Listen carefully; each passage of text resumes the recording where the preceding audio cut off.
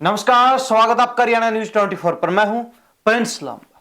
हरियाणा के अंदर चुनावी पारा दिन ब दिन गर्माता जा रहा है और तमाम राजनीतिक दल लोकसभा चुनाव की तैयारियों में जुट चुके हैं और अपनी अपनी ताकत झोंकने में कोई कोर कसर नहीं छोड़ रहे। लेकिन आज की चर्चा होगी रोहतक लोकसभा क्षेत्र को लेकर। रोहतक सीट सबसे हॉट सीट मानी जाती है हरियाणा प्रदेश की, तो साथ ही हरियाणा की राजनीति में भी अपना विशेष महत्व रखती है। रोहतक वो क्षेत्र है जहां हुड्डा का गढ़ कहा जाता है, लेकिन अब इस गढ़ के अंदर काफी राजनीतिक हलचल देखने को मिल रही है। हुड्डा के सामने कई दिक्कतें आन खड़ी हुई हैं, कांग्रेस के सामने अनेक जो मुसीबतें आन खड़ी हुई है और चुनाव से पहले ही सियासी घमासान मचना शुरू हो चुका है। विशेष चर्चा करेंगे क्योंकि दीपेंद्र हुड्डा को कहा जा रहा है कि लोकसभा चुनाव में नहीं उतारा जाएगा। दीपेंद्र हुड्डा चुनावी मैदान छोड़ सकते हैं और उसके पीछे बहुत बड़ी वजह है। वजह क्या है, क्या कुछ कारण है, हर पहलू पर चर्चा करेंगे। सबसे पहले आपको अगर राजनीतिक इतिहास के बारे में बताया जाए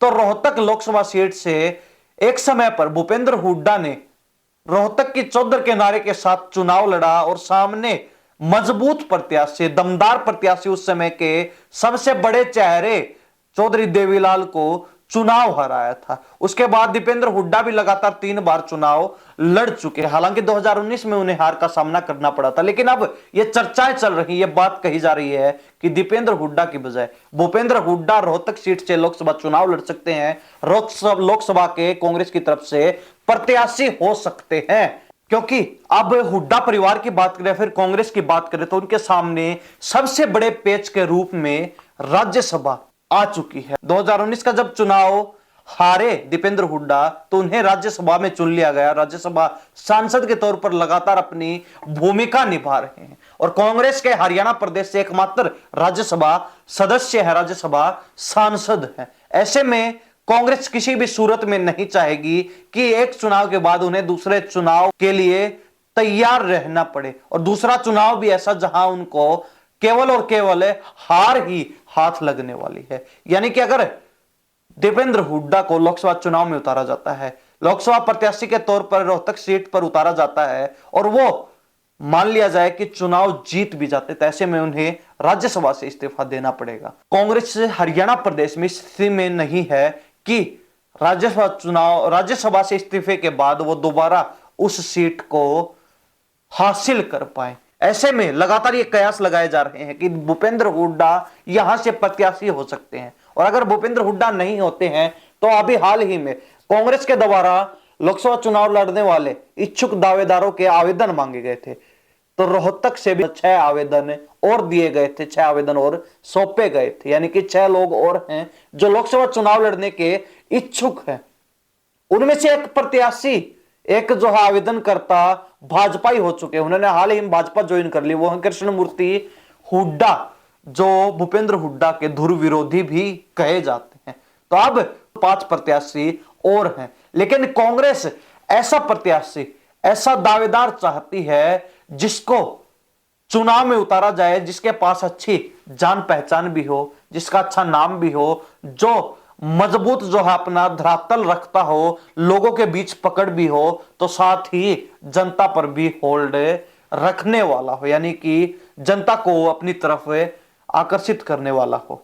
तो इसके अलावा ऐसा जो है दावेदार होना चाहिए, ऐसा प्रत्याशी होना चाहिए जो अतिरिक्त भार से बचा हुआ हो, जिस पर अतिरिक्त जिम्मेवारी ना हो। और कहीं ना कहीं यही कारण है कि दीपेंद्र हुड्डा के बजाय भूपेंद्र हुड्डा रोहतक सीट पर लोकसभा प्रत्याशी कांग्रेस के हो सकते हैं, क्योंकि दीपेंद्र हुड्डा राज्यसभा सांसद है और कहीं ना कहीं ये वो अतिरिक्त जिम्मेवारी दीपेंद्र हुड्डा के पास है जो उन्हें लोकसभा चुनाव से दूरी बनाने के लिए मजबूर कर सकती है। और कहीं ना कहीं कांग्रेस हाईकमान को भी दीपेंद्र हुड्डा को लोकसभा चुनाव में उतारने से पहले कई बार विचार करना पड़ सकता है, गहन चिंतन जो है करना पड़ सकता है। अब कांग्रेस के पास भी यहां पर 3 सियासी समीकरण बन रहे हैं। सबसे पहला, कांग्रेस दीपेंद्र हुड्डा को लोकसभा चुनाव में उतारे, लेकिन एक हारे हुए प्रत्याशी के रूप में।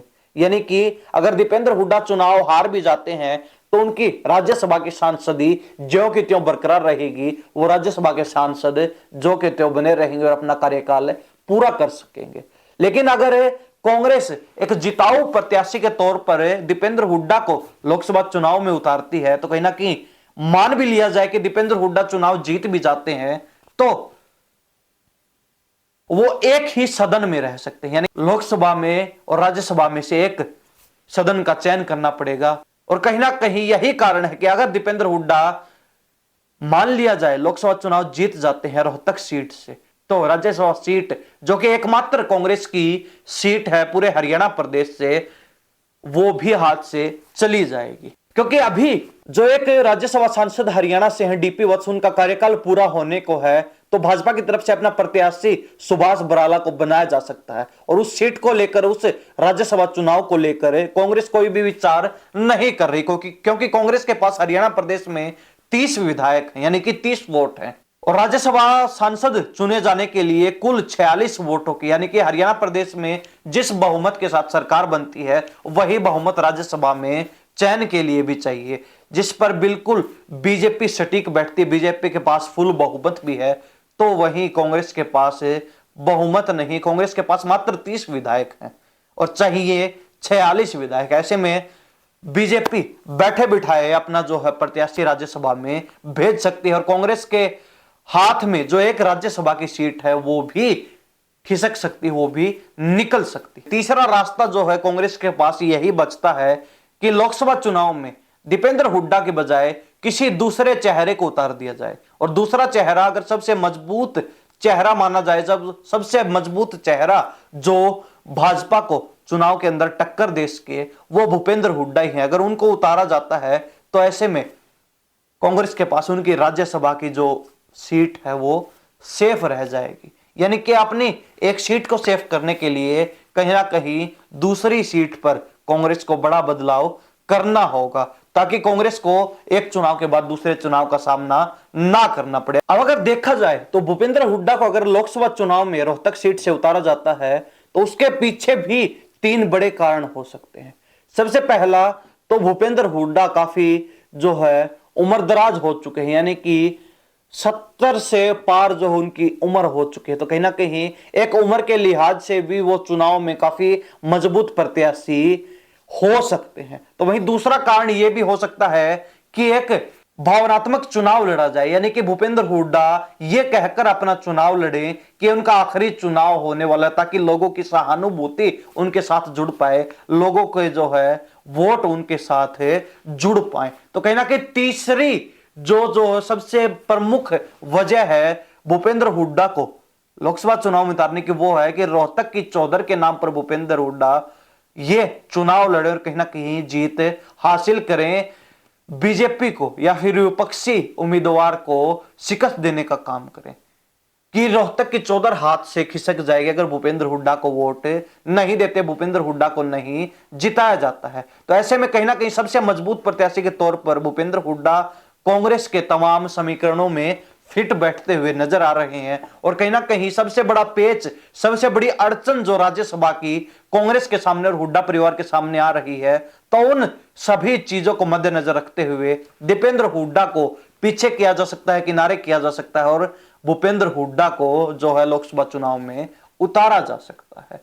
हालांकि कुछ नेता लगातार ये कह भी रहे हैं कि दीपेंद्र हुड्डा रोहतक लोकसभा से चुनावी मैदान छोड़ने वाले हैं, तो उनके इस बात के कहने के पीछे भी जो है ये कारण हो सकता है, जो राज्यसभा का कारण सबसे प्रमुख माना जा रहा है। हालांकि ये तय कांग्रेस को करना है कि कांग्रेस क्या कदम जो है उठाती है, कांग्रेस किस प्रकार जो है स्टेप लेती है, लेकिन यह तय है कि हर राजनीतिक दल फिलहाल लोकसभा चुनाव पर फोकस करके चल रहा है। सभी का यही मानना है कि पहले लोकसभा चुनाव पर जो है पूरी तैयारियों के साथ जो राजमाइश की जाए विधानसभा चुनाव का बाद में देख लिया जाएगा। तो कहीं ना कहीं कांग्रेस भी कई जो है निशाने एक तीर से साधने का काम कर सकती है। सबसे प्रमुख जो बात यह होने वाली है कि भूपेंद्र हुड्डा सीएम के यानी कि मुख्यमंत्री के दावेदार कांग्रेस की तरफ से हैं। लगातार वो ये कह रहे हैं कि उनका आखिरी चुनाव होने वाला और इस बार जो है दावेदारी सीएम की है।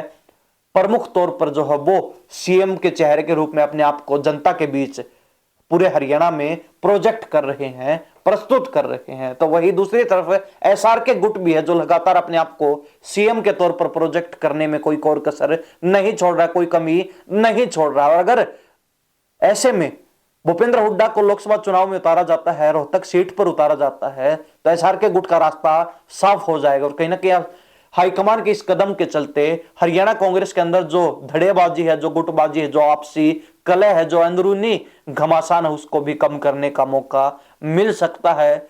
तो वही लोकसभा चुनाव में भी कांग्रेस अपने आप को जीवित रखने का काम कर सकती है। क्या कुछ होता है, क्या कुछ नहीं होता है, क्योंकि कहा जाता है राजनीति संभावनाओं पर चलती है और संभावनाएं किसी भी समय बदल सकती हैं, जो है नया रुख ले सकती। आप इस बारे में क्या सोचते हैं? क्या वास्तव में भूपेंद्र हुड्डा लोकसभा के प्रत्याशी हो सकते हैं कांग्रेस की तरफ से? रोहतक सीट पर भूपेंद्र हुड्डा चुनाव लड़ सकते हैं? दीपेंद्र हुड्डा को जो है रोहतक सीट पर लोकसभा चुनाव से दूर किया जा सकता है, किनारे किया जा सकता है? क्या सोचते हैं? कमेंट में अपनी राय जरूर दीजिए। इन सब बातों के साथ मैं प्रिंस लांबा, हरियाणा न्यूज 24। नमस्कार, जय हिंद।